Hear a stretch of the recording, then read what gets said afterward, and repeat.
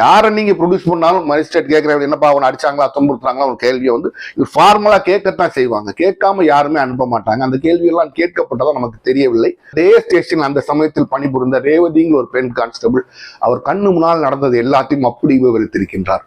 கொடுமையான ஒரு சாட்சியம், அது கொடுமையான சாட்சியம். மாறி மாறி ஒரு மிருகத்தை கூட அடிக்க முடியாத அளவிற்கு பாருங்க. தாவேக்காரங்க ஒரு கீழ்த்தரமான ஒரு செயலை செய்யறாங்க.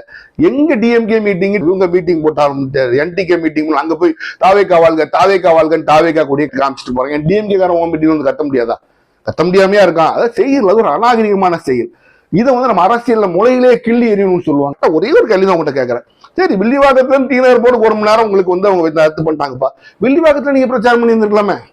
அதே பண்ணல, அதே சார் பண்ணல. அப்போ உங்களுக்கு உங்க சீட்டை விட்டு தூக்குறதுக்கு உங்களுக்கு விருப்பம் இல்லை. நீங்க பிரச்சாரம் பண்ணவே தயாரில்லை.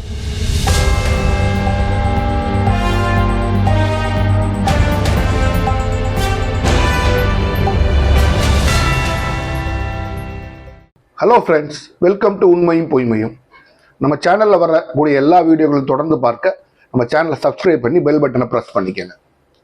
அரசியல் விஷயங்களையும் நம்ம தொடர்ந்து பார்த்துக்கிட்டோம்னாலும் தமிழகத்தையே இந்தியாவே உலுக்கிய ஒரு சம்பவம் சாத்தான்குளம் அந்த தந்தை மகன் கொலை வழக்கு. அதில் நேற்று ஒரு பரபரப்பான தீர்ப்பை ஃபர்ஸ்ட் அடிஷனல் மதுரை நீதிமன்றம் கொடுத்துருக்காங்க.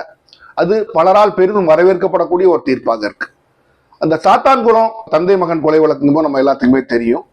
அது அந்த கோவிட் லாக்டவுன் காலத்துல கோவிட் லாக்டவுனை வயலேட் பண்ணதாக சொல்லி, அதாவது அனுமதிக்கப்பட்ட நேரத்துக்கு பின்பும் கடையை திறந்து வச்சிருக்கதா சொல்லி ஜெயராஜ் அப்படிங்கிறவரை வந்து சாத்தான்குளம் போலீஸ் ஸ்டேஷனுக்கு அவங்க கூட்டு போறாங்க. அங்க வச்சு தொடர்ந்து அவரை அடிக்கிறாங்க.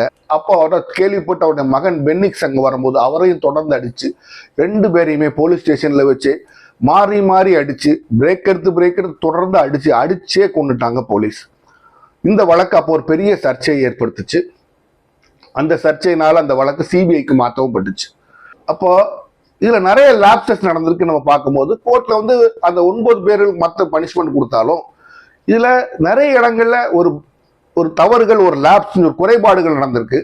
உதாரணம், இவ்வளவு அடிச்சுட்டு கொண்டு போனதுக்கு அப்புறமும் அவங்கள திருப்பி போலீஸ் ஸ்டேஷனுக்கு எப்படி அனுப்புனா, கஸ்டடி ஜுடிஷியல் கஸ்டடிக்கு எப்படி அனுப்புனாங்க?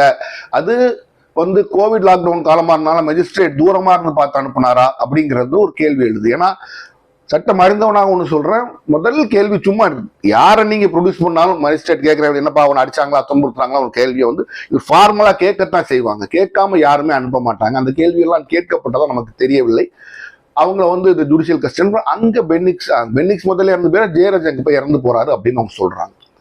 இப்போ இந்த வழக்கை பார்த்தீங்கன்னா மற்ற உடனே எல்லாரும் சொல்லுவாங்க, ஏன்னா இது என்ன தமிழ்நாட்டில் இதுக்கு முன்னால் நடக்காத ஒரு கஸ்டோடியல் டெத் தானே. இது ஒரு மிக வித்தியாசமான ஒரு விஷயம். ஏன்னா நீங்க பொதுவாக பார்த்தீங்கன்னா கஸ்டோடியல் டெத்ஸ் நடக்கும்போது சில எக்ஸப்ஷன்ஸ் இருக்கும். பட் ஜென்ரலா எல்லா கேஸ்லையும் இதற்கு முன்னால ஆன்டிசிடென்ட்ஸ் உள்ளவங்களை தான், அதாவது ஒரு கொலைகாரனையோ இல்ல ஒரு திருடனையோ ஏதோ ஒரு அவன் மேல ஒரு சின்ன சார்ஜா ஒரு அலிகேஷனா வச்சிருக்கும், குற்றச்சாட்டா வச்சிருக்கும், அவங்கள கூட்டு போய் தான் அடிச்சு கொண்டிருக்காங்க. இதுவரைக்கும் பொதுவாக வரலாறு இருக்கும்.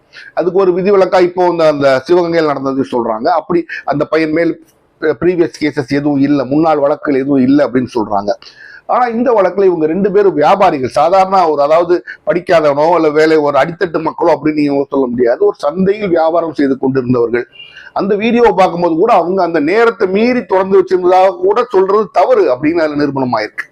அவரை ஸ்டேஷனுக்கு கூட்டு போய் இவனை அடிக்கிற அடியில இனிமேல் போலீஸ்கார்ட்ட எவனும் கேள்வி கேட்க கூடாது அப்படிங்கும்போது அவங்க சொல்றதை வச்சு என்ன தெரிய முடியுதுன்னா, இவர்கள் ஏதோ ஒரு காரணத்தால் ஜெயராஜ் மீது ஒரு வன்மம் கொண்டு இருந்திருக்கிறார்கள் அப்படின்னு தான் நம்ம அந்த இடத்துல அதை பார்க்க முடியுது.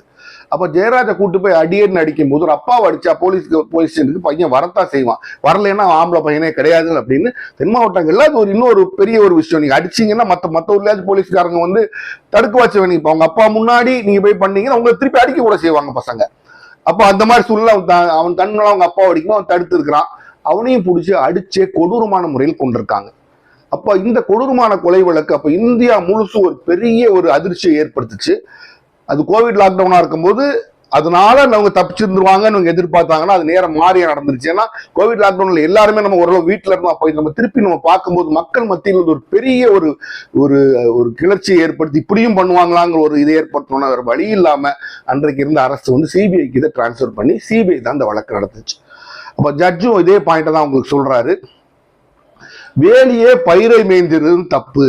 மக்களை பாதுகாக்க வேண்டிய நீங்களே இவங்களை அடிச்சு, எந்த வித குற்ற பின்னணியும் இல்லாத இவர்களை வியாபாரிகள் ஒரு 2 பேர் அடிச்சே நீங்க கொண்டு இருக்கீங்கன்னா உங்களுக்கு கொடுக்க வேண்டிய தண்டனை இனி வரக்கூடியவர்களுக்கு பாடமாக அமைய வேண்டும் அப்படின்னு சொல்லி அந்த 9 போலீஸ்காரர்களுக்கும் மிகச்சரியாக மரண தண்டனை கொடுத்திருக்காரு. கொடுத்து 1 கோடி ரூபாய் காம்பன்சேஷன் ஃபைன் ஓவர் போட்டிருக்காரு. மிக அருமையான வரவேற்கத்தக்க ஒரு தீர்ப்பு.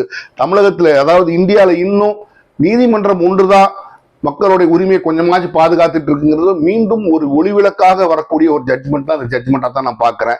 நமக்கு இவ்வளவு பிரஷர் அவ்வளவு பிரஷர் இருக்கும்போது அந்த ஜட்ஜுக்கும் பிரஷர் அவ்வளத்தையும் தாங்கி கொண்டு அந்த 9 பேருக்கும் அவர் மரண தண்டனை கொடுத்திருக்கிறார். இது ஒரு வரவேற்கப்படக்கூடிய தீர்ப்பு. இந்த மரண தண்டனை கொடுக்கக்கூடிய தீர்ப்பு எப்படி சாத்தியமாகும்? ஒரு நீதிமன்றம் ஆசைப்பட்டா மட்டுமே மரண தண்டனை கொடுத்துட முடியாது. அப்போ அதற்கான சாட்சியங்கள் இருக்க வேண்டும். அதெல்லாம் நான் மிகவும் பாராட்ட வேண்டியது. அதே ஸ்டேஷன் அந்த சமயத்தில் பணிபுரிந்த ரேவதிங்கிற ஒரு பெண் கான்ஸ்டபிள் அவர் கண்ணு முன்னால் நடந்தது எல்லாத்தையும் அப்படி விவரித்திருக்கின்றார். கொடுமையான ஒரு சாட்சியம் அது, கொடுமையான சாட்சியம். மாறி மாறி ஒரு மிருகத்தை கூட அடிக்க முடியாத அளவிற்கு தன்னை, அதாவது ஒருத்தன் ஒரு வீட்டுல ஒரு நாய் ஒருத்தனை கடிச்சு கொண்டுச்சு, ஒரு புலி ஒருத்தனை கடிச்சு கொண்டுச்சுன்னா கெட்டி வச்சு அடிச்சு கொண்டா கூட அது கொடுமை அப்படின்னு சொல்ற அளவுக்கு ஒரு மனுஷனை அடிச்சே கொண்டிருக்காங்க. கண்ணு முன்னால மாத்தி மாத்தி நடந்த இன்சிடென்ட் அப்படி ஒரு திரைப்படம் போல் ஒரு விவரித்து கோர்ட்ல சாட்சியம் சொல்லும் போது உண்மையாக நான் கோர்ட்ல இருக்கவரை நடுங்கி விட்டார்கள். அப்போ இதுல என்ன ஒரு கொடுமை அப்படின்னு நீங்க பாத்தீங்கன்னா, இதுல இருக்க அந்த எஸ்ஐகள் மேல எல்லார் மேலேயும் முன்னாடியே ஆன்டிசிடென்ட்ஸ் இருந்திருக்கு. இது மாதிரி பல கம்ப்ளைண்ட்ஸ் வந்திருக்கு. கஸ்டடியில் அவங்க எல்லாம் பண்றாங்க, அடிக்கிறாங்க, மிதிக்கிறாங்க. ஏன் உயர் அதிகாரிகள் கேள்வி எழுப்பவில்லை அப்படிங்கிற ஒரு கேள்விக்குறி இங்க இருக்கத்தான் செய்யுது. இந்த கேள்விக்குறிக்கு நமக்கு விடை கிடைக்கவில்லை. இன்றைக்கு விடை கிடைக்கல. 9 பேருக்கும் அவங்க யூனிஃபார்மை கலட்டி வீசியாச்சு. இனிமேல் அவன் ஒரு சாமானிய மனிதன் தான்.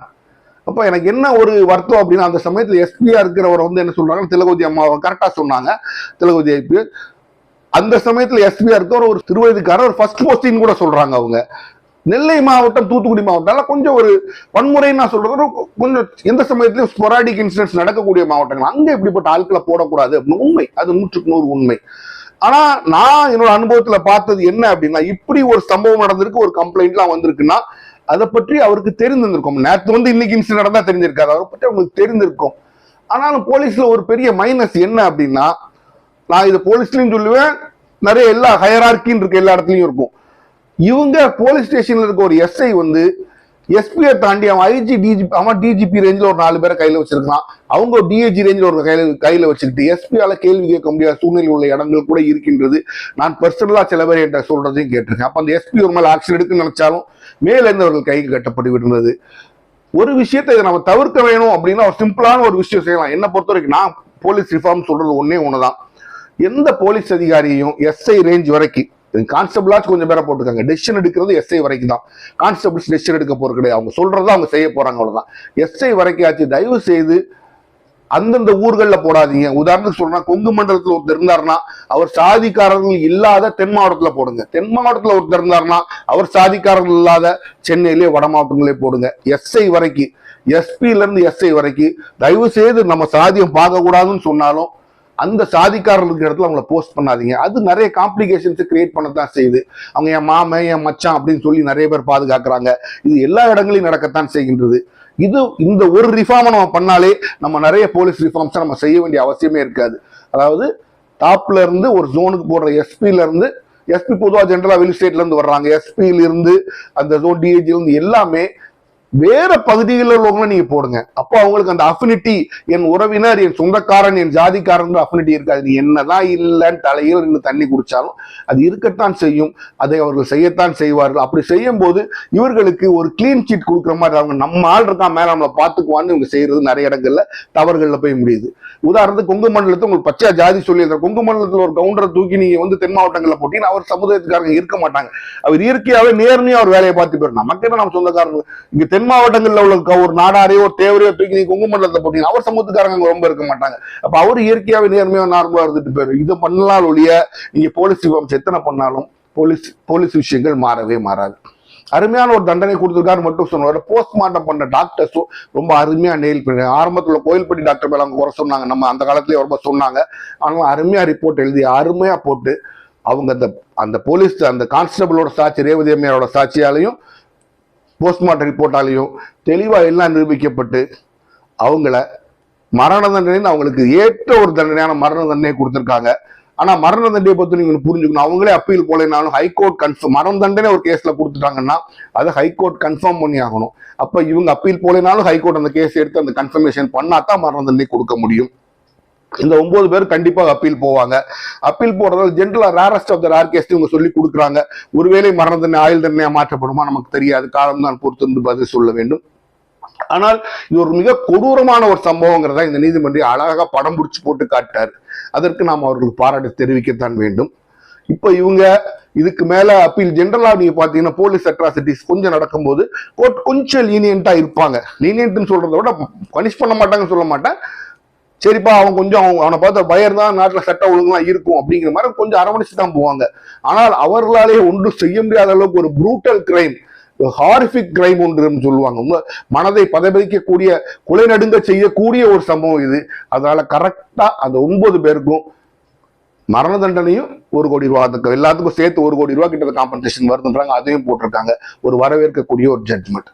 அப்ப அந்த சாத்தாங்குளம் ஜட்மெண்ட் நமக்கு என்ன தெரிவிக்குது அப்படின்னா இன்னும் ஜனநாயகத்தில் நீதி இருக்கின்றதுங்கிறத நம்ம காண்பிக்குது. அந்த ஜட்ஜுக்கு நாம் ஒரு வணக்கம் சொல்வோம். இப்ப அடுத்து நம்ம அரசியல் களத்துக்குள்ள போவோம்.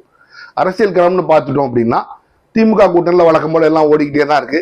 அதிமுக எடப்பாடி பழனிசாமி அவர் என்ன சொல்றாருன்னா 10 லட்சத்துக்கு மேல கடன் போயிருச்சு, தமிழ்நாட்டில் எல்லாத்துக்கு மேல லட்சக்கணக்கில் கடன் இருக்கு, தமிழ்நாட்டை கடங்கால மாநிலம் ஆக்கிட்டாரு அப்படின்னு இவர் சொல்றாரு. அப்ப திமுக காரங்க என்ன சொல்றாங்க, நாங்க ஆட்சிக்கு வந்த கடந்த ஆட்சியிலிருந்து 5.2 லட்சம் தான் தமிழ்நாட்டோட மொத்த உற்பத்தி இருந்துச்சு, 9.8 லட்சம் ஆக்கிட்டோம், 82.6% நான் குரோத் கொடுத்துட்டோம். அவங்க குரோத்தை பத்தி பேசுறாங்க. பட் ஜென்ரலா கடனை பொறுத்து சொல்லணும்னா ஜிடிபி வச்சு தான் பார்க்கணும். 100 ரூபா சம்பாதிக்கிறவனுக்கு 50 ரூபா பெரிய கடன், 1 லட்ச ரூபா சம்பாதிக்கிறவனுக்கு 50 ரூபா பெரிய கடன் கிடையாது. அப்ப நம்ம ஜிடிபி தமிழ்நாட்டோட ஜிடிபி வளரும் போது அரசாங்கமே நிர்ணயம், மத்திய அரசாங்கமே நிர்ணயம் பண்ண 30% கீழே நம்ம கடன் இருக்குன்னு சொல்றாங்க. அப்போ அது மேனேஜபிள் விஷயம் தான் அப்படிங்கிறதா ஒரு ஜென்ரலான ஒரு உண்மை. இதுக்கப்புறம் நம்ம போனோம் அப்படின்னு பாத்தீங்கன்னா ஒரு ஒரு அநாகரிகமான ஒரு விஷயத்த நான் மக்கள் முன்னால இங்க பதிவு பண்ணணும் அப்படின்னு நினைக்கிறேன். அநாகரிகமா நடக்கக்கூடிய ஒரு விஷயம். அதாவது ஒரு காலத்துல 72, 77 சமயத்தெல்லாம் 72 சமயத்தெல்லாம் பாத்தீங்கன்னா எம்ஜிஆர் தன்னோட அதிமுக தொடங்குறதுக்கு முன்னாடி பயங்கரமான போராட்டங்கள் அதிமுகக்கும் திமுகக்கும் இடையில நடந்துட்டு இருந்த காலங்கள் அது. அந்த காலங்கள்ல கூட ஒருத்தர் மீட்டிங்ல ஒருத்தர் போய் கத்துறது அந்த எல்லாம் ரொம்ப நடந்தது கிடையாது. ஆனா இப்ப பாருங்க தாவேக்காரங்க ஒரு கீழ்த்தரமான ஒரு செயலை செய்யறாங்க. எங்க டிஎம்கே மீட்டிங் இவங்க மீட்டிங் போட்டாலும் என்டிகே மீட்டிங் அங்க போய் தாவேக்கா வாழ்கன்னு தாவேக்கா கூடிய காமிச்சிட்டு போறாங்க. டிஎம்கே காரன் மீட்டிங் வந்து கத்த முடியாதா? கத்த முடியாமையா இருக்கான். அதை செய்யறது ஒரு அநாகரிகமான செயல். இதை நம்ம அரசியல்ல முளையிலே கிள்ளி எறியணும்னு சொல்லுவாங்க. அந்த மாதிரி நம்ம செய்யணும். ரொம்ப ஒரு கேவலமான ஒரு செயலா இருக்கு. பாருங்க சீமான் ரோட்ல பேசிட்டு போறாரு, அந்த சைட்ல அப்படியே கொடிய காமிச்சு டிவிக்கு கத்திட்டு போற புறாவன அப்படின்றாரு. அப்ப இது ஒரு அநாகரிகமான ஒரு தேவையில்லாத ஒரு செயல். இதை விஜய் கண்டிக்கணும். அவர் கண்டிக்க மாட்டார், வழக்கம் போல அவர் என்னதை செய்யறாரு அப்படிங்கிறதே தெரியாது. அப்புறம் அவர் சமயம் வந்தோம்னா என்னைக்குமே நியூஸுக்கு பஞ்சம் வைக்கப்பட்டார் விஜய். உடனே ஒரு அனௌன்ஸ்மெண்ட் பாருங்க, வில்லிவாக்கத்திலையும் டி நகர்லையும் நான் பிரச்சாரம் பண்ண கேட்டிருந்தேன். வில்லிவாக்கத்து டி நகர் 1 மணி நேரத்துல போயிட்டு வந்தோம். தாராளமா போலாங்க. வில்லிவாக்கத்து டி நகர்ல 1/2 மணி நேரத்துல நீங்க போயிடலாம். ஏன் உங்களுக்கு 1 மணி நேரம் ஆகுது? ஏன்னா அந்த ரோட்ல நின்று எல்லாரும் வழிமறைச்சு மக்களை பாடுபடுத்தி நாசமாக்கி இங்க இருந்து ஒரு கூட்டத்தை அப்படியே அங்க கூட்டு போறது, அங்க இருந்து ஒரு கூட்டத்தை இன்னொரு இடத்துக்கு கூட்டு போறது, இப்படி கூட்டு போய் மக்களை நோகடிக்கிறதுங்கிறது விஜய் அவர்களுக்கு ஒரு கைவந்த கலை. அதை ஒரு பொண்ணு போலீஸ் கரெக்டா போச்சு, கரெக்டா பண்ணிருக்காங்க. இங்க இருந்தாங்க நீ 1 மணி நேரத்துக்குள்ள போயிட்டு ஓம் பொறுப்பு கரெக்ட் தானே? இல்லைன்னா போறதெல்லாம் நின்று 3 மணி 4 மணி பீக் அவர் டிராபிக், ஸ்கூல் பிள்ளைங்க திருப்பி வர்ற சமயம், அதுல இவர் ரோட்ல நின்று இப்படியே கை காமிச்சு டான்ஸ் ஆடிட்டு போவார். இவருக்கு 6 மணிக்கு மேல வர முடியாது, 7 மணிக்கு மேல பீட்டிக்கு வைக்க முடியாது.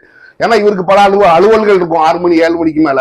ஆனால் இவர் வர மாட்டார். ஆனா நம்ம எல்லாம் சாகணும், ரோட்ல கிடந்து நாங்க எல்லாம் சாகணும். 7 மணிக்கு மேல பிரச்சனை, 8 மணிக்கு மேல ரோட் ஷோப்போ நான் எங்கேயும் போக மாட்டேன். நாங்க 4 மணிக்குள்ள எங்களுக்கு முடிச்சிடணும். மக்களை எவ்வளவு கொடுமைப்படுத்தும் அவ்வளவு கொடுமைப்படுத்தி முடிக்கணும். தரமா 1 மணி நேரம் மீட்டிங் பெர்மிஷன் தர மாட்டேன்னு அவங்க சொல்ல, வில்லிவாக்கத்துல இருந்து டி நகருக்கு 1 மணி நேரத்துக்குள்ள நீங்க போயிடணும். நாங்க இது என்ன தப்பு இருக்கு? உடனே அதை வச்சு நான் மீட்டிங் ரத்து பண்ணிக்கிறேன். அப்போ நான் கரெக்டா ஒரே ஒரு கேள்வி தான் உங்கள்கிட்ட கேட்கறேன். சரி, வில்லிவாக்கத்துல இருந்து டி நகர் போட்டு 1 மணி நேரம் உங்களுக்கு அவங்க ரத்து பண்ணிட்டாங்கப்பா. வில்லிவாக்கத்துல நீங்க பிரச்சாரம் பண்ணி இருந்திருக்கலாமே, அதே பண்ணல, அதே சார் பண்ணல. அப்போ உங்களுக்கு உங்க சீட்டை விட்டு தூக்குறதுக்கு உங்களுக்கு விருப்பம் இல்லை. நீங்க பிரச்சாரம் பண்ணவே தயாரில்லை. கடைசியா ஏப்ரல் 2ஆம் தேதி பிரச்சாரம் பண்ணாரு. இப்படிப்பட்ட ஒரு நபரை நான் சிஎம்மா வந்தா தமிழ்நாட்டுல அதை பண்ணிடுவேன், நான் சிஎம்மா வந்தா இதை பண்ணிடுவேன்னா முதல்ல நீங்க சிஎம் சீட்ல உட்கார்ந்தா எந்திக்கணுமே. உங்க வீட்டு சீட்ல இருந்து இங்க சிஎம் சீட்டுக்கு உட்காரணுமே. இது மிகப்பெரிய காரியமா இருக்க வேண்டாம். பனையூருக்கு செக்ரட்டரி மாத்தினா தான் ஏதாச்சும் நம்ம செய்ய முடியும். இப்படி தன்னோட வயது முதிர்ந்தவர்கள்லாம் தெருவில் இறங்கி பிரச்சாரம் பண்ணிக்கிட்டு இருக்காங்க. ஸ்டாலின் பிரச்சாரம் மாதிரி எடப்பாடி தெரு தெருவா போறாரு, சீமான் தெரு தெருவால வீடு வீடா போய் பிரச்சாரம் பண்ணிக்கிட்டு இருக்காரு.